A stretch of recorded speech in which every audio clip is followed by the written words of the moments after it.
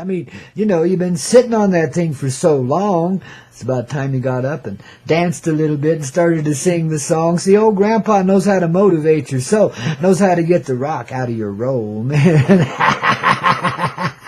We milked you down, man. I don't care how much resistance you got. I mean, look at poor old Dick Cheney over there in Washington, D.C. Now he's quaking in his boots, man. I mean, he's done, man. He's turning into a love bunny. He's going to become the enlightened one. He's going to sit up there, you know, next to the White House on the lawn and be the guru of love and help everybody be totally inspired. Can't you see old Dick with his old portly belly there? I mean, he's going to be like Buddha, man, you know, naked from the waist up, you know, and he'll probably be wearing one of those Gandhi diapers, man. Wouldn't that be cool? I think I like that picture of Dick Cheney, don't you? We should have Bush Jr. sitting right alongside of him, along with his mother and his daddy, you know. I mean, why not make a family affair out of it, you know? You guys all wake up at the same time, turn into the gurus of love that help everybody come back to life. Talk about a new world order. Well, there we are, babies. The Bushes just pitched in, man. And got what they thought they weren't getting. Such is the Coyote way. It's the very comedy of life. Just when you think you're the hot shit, something melts down and there's flies all over you and you go, oh my God, I'm just nothing but a pile of maggots. Shit. But out of that comes, a resonant heart of flower blossoming, babies. The deepest kind of doo-doo, the dankest crap there could ever be, turns into the most historically beautiful angel there could ever be. That's the blossoming that you're seeing inside of yourself, and as a result, we're creating it everywhere else. So the Bushes and the Cheneys can hang out on the White House lawn and picnic together with the Obamas, and everybody's happy. You know what I mean, Jelly Bean? You know, well, you know those guys back in D.C., they're all a bunch of gay little things. I can't imagine how that picnic's going to be, but we'll just set them free. We'll let them be, okay? Because now they're not a bunch of political hacks anymore, man. It's all done. It's all over with. You know, we evened the score. We woke them up, babies, you know, because you know, our face hit the floor one too many times. We finally got tired of it, didn't we? Finally got to that point in humanity where we said enough is enough. And that was back, in World War II, as we've described before. That thing you don't even know existed because you were born after it, right? Well, so was I. You know what I mean? But in that World War II, I did fly. I know the feeling of it. I know the vicious nature of it. I know the death in it. I know the sadness and the pain of separation, of letting go of beings that you love and having to get in the flow of death again, man. It ain't much fun, man. But when we came back to life here on the other side of that little equation, you know, I mean, there was probably 250 million people killed in that war, or at least 100 million anyway. I don't know, but it was just awful. It was a war on a civilian population like there'd never been before. It was vicious. It was mean, you know, as it could ever be, you know. So the souls that died there and expired there, when they come back cycling back in on the next generation, man, they said, hell no, we won't go. We're getting in the love. We're getting in the glow. But a rifle we won't tote. Well, many of us had to. A lot of my bros and sisters had to go to that. Mostly bros had to go to that Vietnam. I dismissed it by the skin of my teeth, thank goodness. You know, I was very blessed in that way. Whew. Because I knew I wouldn't have survived that. I knew I wouldn't. I knew I couldn't get over there because I'd never come back. You know, whether I came back walking on my feet or not, I'd be just like my buddies. They came back more dead than alive. And it takes forever to get over that kind of shit, you know. So thank goodness we didn't get stuck in that, eh? But at the same time, I honor my brothers for doing what they had to do, you know, and going through it. I mean, you know, you can't create a worse hell than that. But that was just a little shadow compared to what we had in World War II. It was just, for all of its heinousness and all of its insanity. I mean, we were like fighting ourselves. I mean, you know, it was a crazy freaking war. And full of drugs, too, man. You know, there was all this shit going on in the background and all this corruption being manifest. I mean, this was America at its sleaziest, at its worst. Yes, it was. One little glowing ember, a remembrance of what happened in World War II, so that we'd get up and protest and say, hell no, we won't go, and we don't want no more. We've had enough of your war. It's stupid. There's no way to settle difficulties at all, man. All it does is make life far more complicated and, you know, and harsh. and mean, and it makes people cold and deadly. You know, the returning veterans from that war, 80% of them wound up in prison for a violent crime. There's no way to deprogram you once they've turned you into a killer, you know. There's no way to really, you're like ravenous dogs, man. You just don't know. It takes time for that shit to settle down, and you know, so a lot of them had to be contained in cages for a while because they just couldn't control their violent impulses, you know. I mean, when it's trained right into you, you know, you go over there and serve, and then all of a sudden you're back home, and they say, okay, don't do that anymore. God. And then you got to live with the memories of what you have done. I mean, it's a tough place, man, you know. But the guys, you made it. We all got through it. And, you know, we had to have that little reminder to coalesce our love into being our presence. To get the generations all around this world moving in that kind of what we would call back then anti-war direction. But it really wasn't anti-war. It was saying enough is enough. We were annihilated viciously in that WW2, and we had enough then, and we've had enough now, you know, and we're not doing it anymore. And even though, yeah, the whole movement fumbled and fell on its face after a while, the effects of it are still ongoing. The wave of love that it created is still here, and it's growing. It's what's bringing us into the constant expansion of now, because that was a great opening then, because that generation could go through hell and come back to bring paradise to earth. Enough is enough. We reached our finishing point in World War II, see. That's what the Nazis didn't recognize, because, yeah, they really won that war. I hate to say it, but they did. Subterfuge, you got to remember, that's how this world operates. The real Nazis were over here in the U.S., not over there in Germany. These were just brainwashed bimbos that were taken advantage of by a bunch of clever devils over here in the U.S. of A.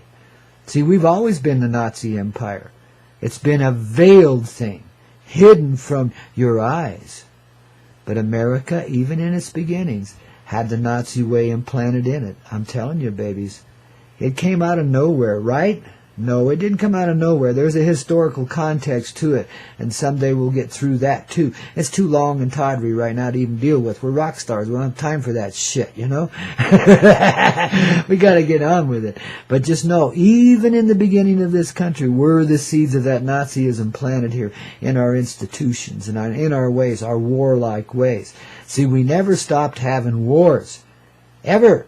You know, it's always been constant warfare, you know, even the Civil War. Well, as awful as that was, humanity still didn't think that was enough. But World War II, you know, having it all over the planet like that, and, you know, the vicious nature of it and the heinous nature of the weapons created to annihilate masses and masses of people was enough that we finally said in our human heart as a collective, no, no more. We want to return to the love now. This was the ultimate hell, and baby, we lived through it. You know, and yeah, you know, the Armageddon goes on to this minute, yet it's over with a long time ago. And the real thing wasn't the battle or the war.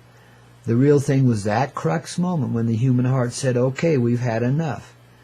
We want to return to love now. We want to be not what we've been. This is too much. The atomic bomb is unthinkable. Let alone the expansive nature of it, because they get worse and worse and bigger and badder, and pretty soon you can blow up the whole damn planet, you know, with one bomb. They've got such a thing, but they ain't using it. It's been neutralized, thank goodness, you know. All this super secret shit in the background, the Cheneys in the bushes chuckling and thinking they're so God-blessed smart, getting away with that shit. And the Rockefellers behind them saying, ain't these great little monkeys? God, we trained some good monkeys, didn't we? And not recognizing they're just trained monkeys, too. It goes all the way through, man. Well, the monkeys are awakening up now, you know. The Illuminati is becoming illuminated, man, despite themselves. They made a mistake a while back, and I'll explain that in detail someday here on the Coyote Medicine Show. And again, it's too deep to go into right now.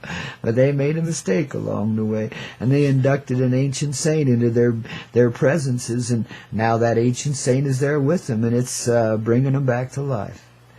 You know, and that ancient saint is you and I, and the rest of us here in this little vibe tribe that are tuning in, not just to this radio show, but to the vibe of the earth and the sun, together united as one, see? We know where we're going with this thing, baby, and nothing, not the Bushes, not the Rockefellers, not the Rothschilds, not the Queen of England, nobody can get in the way of this. No one wants to. It's not in our heart to do so. The fight has gone out of us. It's over with World War II. Vietnam, again, was just a little glimmer. Korea, too. Comparative, I mean, they were awful. I'm not diminishing them. But I'm just saying, compared to World War II, they weren't much, and thank goodness for that. But we needed the coalescent energy of these damned ongoing wars to get us out of it. And we still haven't quite got there, have we? But yet we have, long time ago. These wars of illusion now are over with too, you know. I mean, these people are losing their empowerment. They won't do it anymore. The soldiers on up, from the very bottom of the totem pole to the very top, there's a reunion going on, a reunity with conscious presence in human beings all across this planet. Now, I know that sounds like a bit too much, and you don't think it's really happening. Well, you don't have to. Just allow yourself to see what's really happening here, and you'll know. You know, it'll become very visible and obvious. Just stay in this flow. Don't focus out there. Focus in here. See what's going on in here. It's there where you get it clear. Right inside your heart is where you get the good start. Yeah. And you just let it kind of expand from there and grow throughout the rest of your person until you're tingling from head to toe and toe to head and so much more, because that glow can't be contained in just one tiny little human carcass. I mean, if you really are a rock star, which you really are, of course, we're angelic beings, and angelic beings are made of star presence. We are stars, the same as you see in the sky relatively, but not so removed from this reality. We're not just them twinkly, cute little things that communicate with you once in a while. No. We got the velocity, the brightness of the sun, each and every one. And this is what's awakening within you, too, literally a visible light that comes flowing through as you allow your heart to unite with the rest of your presence. You can see that it's been isolated before, that we've been real protective of this heart. Yeah, the conscious presence in it, I mean. Yeah. And reasonably so, because, boy, in those old ages, it was rock and roll and then some, man, wasn't it? But nowadays, you see, the heart's completely confident in itself. It's awakening. It knows its presence in this life, in you first and foremost, for you're the very center of it. And from this place where you are flows everything else into creation. You know, we each get to live it as a person, a personal person, and as a collective, a personal person, and as creation, a personal person. And it's heart-shaped. Just like everything else here that's really dear, you know, including you, you beautiful heart-shaped little thing, you, oh, babies, you know, gee whiz. You just tickle old Grandpa right down to his soul and down through his toes and into the heart of the earth, man, you know. You make me chuckle and giggle inside all the time as we take this wild little ride on the pale horse of love and come back to life. A little bit here, a little bit there, a whole bunch today, because it's Untwisting Tuesday, and this is when we really get the shit underway. Working our way towards Free Day Friday, wouldn't you say? Here in that Coyote way, oh yeah, with Grandpa at the helm, who knows what might happen here, man. Whew. One thing for certain, in the end it all comes clear. But in the meantime, it's a rodeo, dear, and we're having a rock and roll time with it, ain't we, babies? Now just listen to the music, the tunage of the Makes Your Heart Lodge here as we continue underway, baby. Getting them wings unfurled, laughing them into play, man. That's the way. Yes, indeedy. As we display here each and every day in that Coyote way, as on the Hazy Radio Network, hazyradio.com, we got it on. And now, so do you, babies. Yeah, and you don't take Jose Cuervo anymore, do it? Well, once in a while. Darling, that previous tunage, good old Don McLean and American Pie, a classic if ever there was one, dedicated to his humbled papal presence, burning down over there in the no-tell motel in that lonely little place called Shelby, Iowa. Hell, as soon as the kids turn 16, they're out of there, don't you know? Ain't much left there but the blowing and drifting snow and a hot summer sun, but a hell of a view from the no-tell motel in the balcony above you, babies. Just climb on up there, get his papal presence in the sun.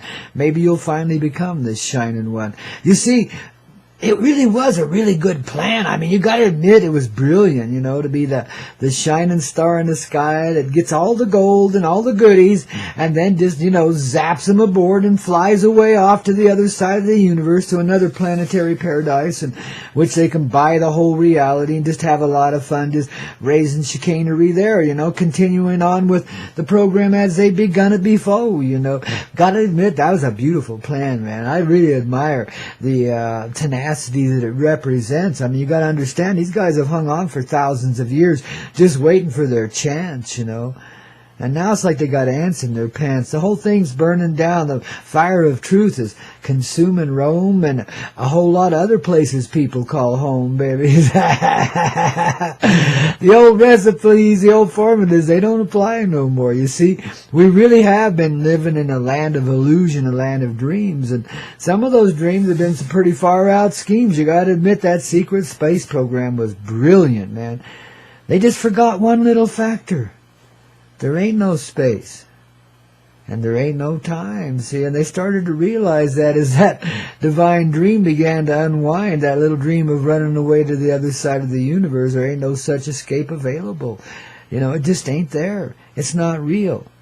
Life is joined together in one cosmic ball that I call a kind of a spiral torus, the grand donut of love, and there is Earth and all of her essential little beings, all of us, right there in the middle of it, experiencing the grand nature of it all around us, glowing and growing and now beginning to expand. Oh, babies, now you're starting to see the promised land right there inside as you take this beautiful ride each and every day with Grandpa Coyote on the Coyote Medicine Shows. We get your morning wake-up call underway, babies. Yes, indeed. Each and every day, Monday through Friday, you want to be here with Grandpa.